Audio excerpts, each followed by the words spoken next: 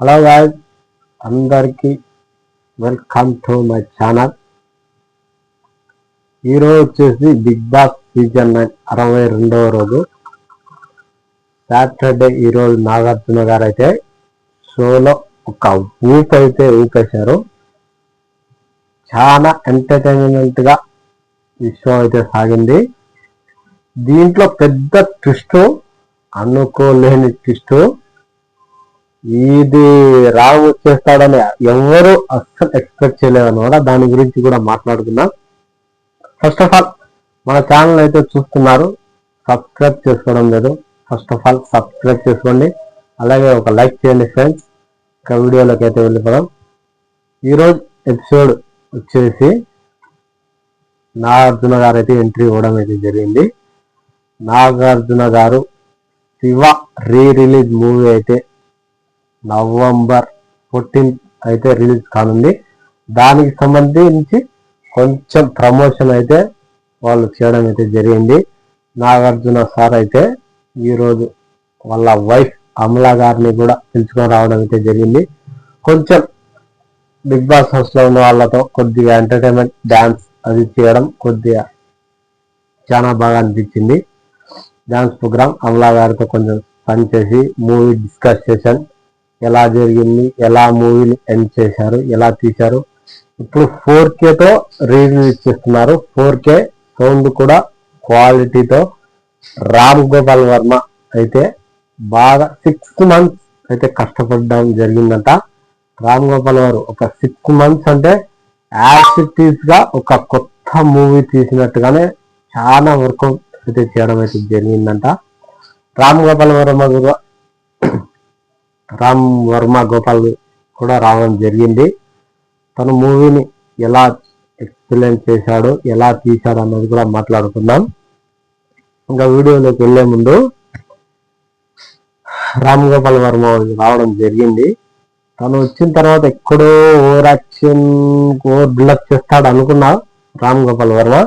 కానీ నాగార్జున గారు ఉన్నారు కాబట్టి తను ఏమంతగా లేకుండా, ఓవర్ యాక్షన్ లేకుండా మామూలుగానే కూల్గానే మాట్లాడి హౌస్మెంట్స్ కొన్ని డౌట్స్ అడగడం జరిగింది.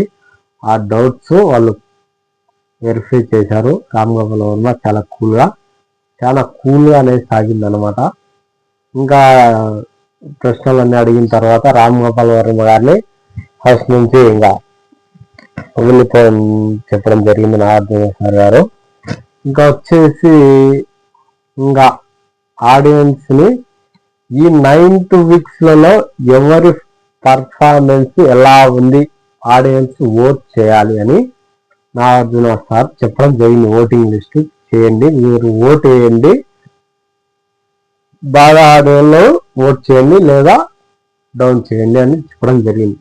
ఫస్ట్ ఆఫ్ ఆల్ ఈ లిస్ట్ లో వచ్చేసరికి సుమన్ శెట్టి గారు ఓటింగ్ లిస్ట్ టాప్ 100% కు ఎవ్వరు కూడా 1% కూడా డౌన్ చేయకుండా 100% ఇవ్వడం జరిగింది.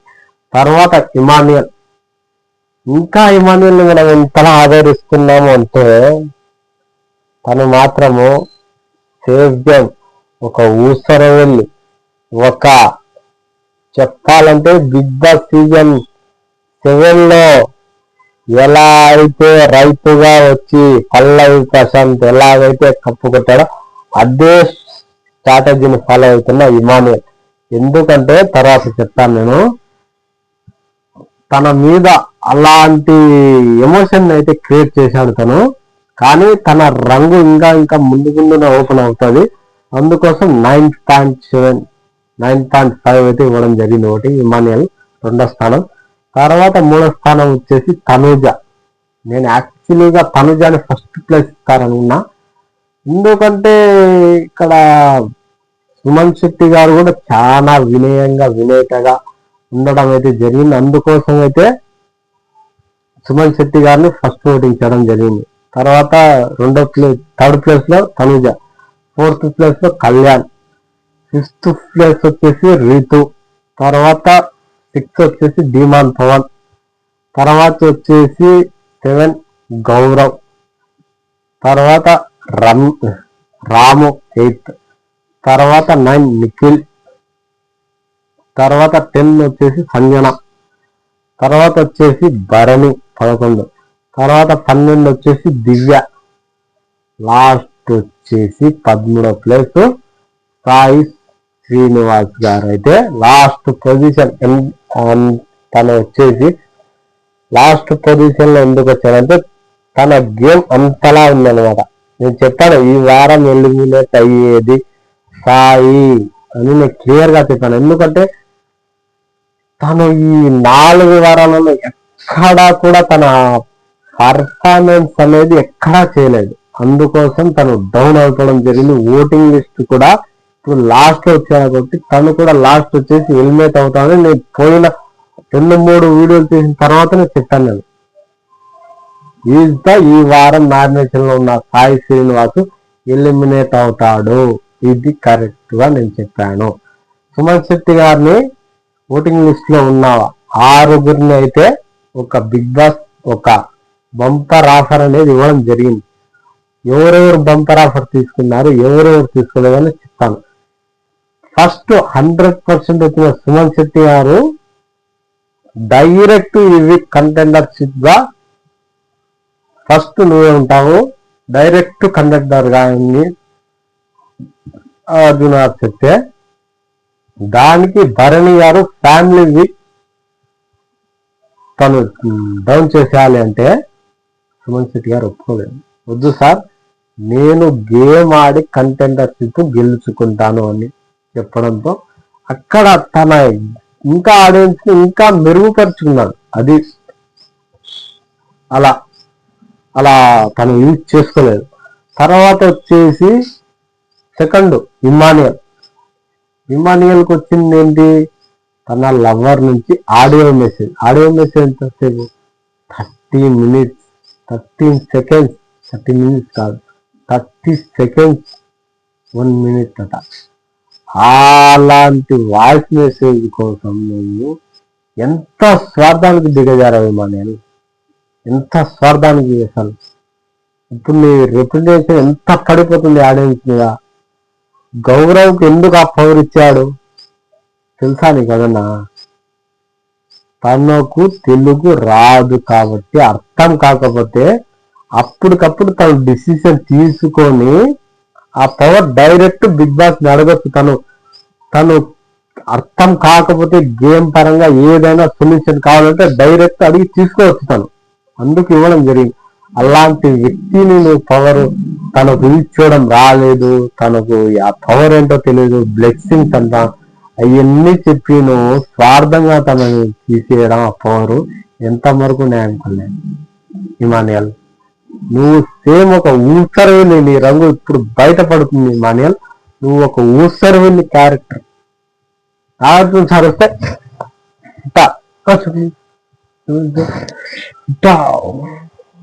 ఏముందిరా నాయన వాడు నాన్న తిన్నావా మనం కలిసిన 5 సంవత్సరాలు.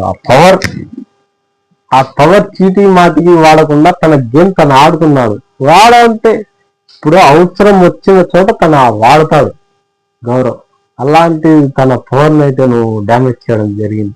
తర్వాత తను ఎంత ఫీల్ అయ్యాడో తర్వాత నీకు చెప్పడం జరిగింది. నువ్వు అసలు తనకు తెలియకుండా తను టాప్ 5 లో ఉన్నప్పుడు వాడదాం అనుకున్నాడు. తను గేమ్ అర్థమవుతుంది అడగలేదు, తనకు ఆ సిచ్యువేషన్ రాలేదు కాబట్టి అడగలేదు. గౌరవ్ పవర్ తెలియదు తనకు. నువ్వు సన్న పిల్లడు అతను ఏమి మానేయాలి స్వార్థం. ఇప్పుడు వచ్చేసి నెక్స్ట్ తనుగా వచ్చేసి తను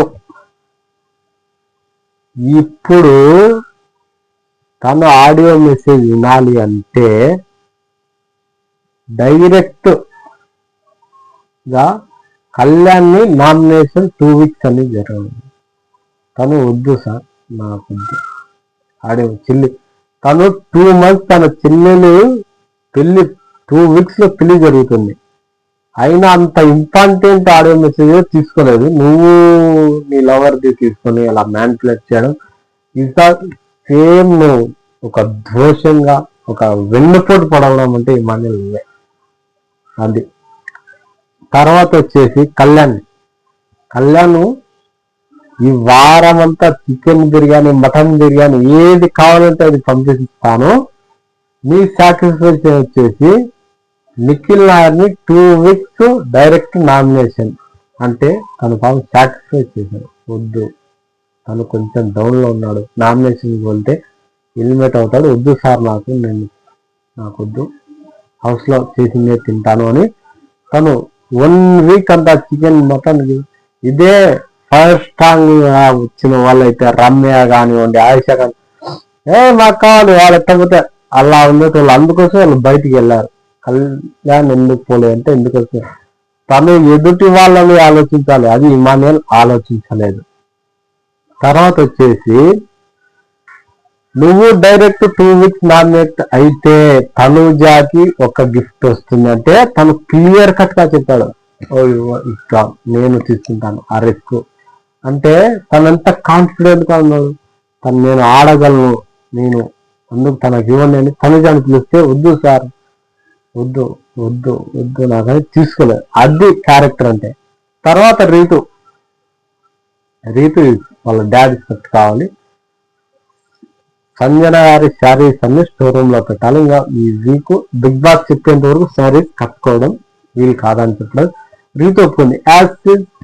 ఇది ఓకే, శారీస్ పెట్టే డ్రెస్సులు అయి పర్వాలేదు, తనకు ఇంకా ఎమోషనల్ గా వాళ్ళ డాడీ సెట్ కావాలనుకుంటుంది అని చెప్పడం జరిగింది.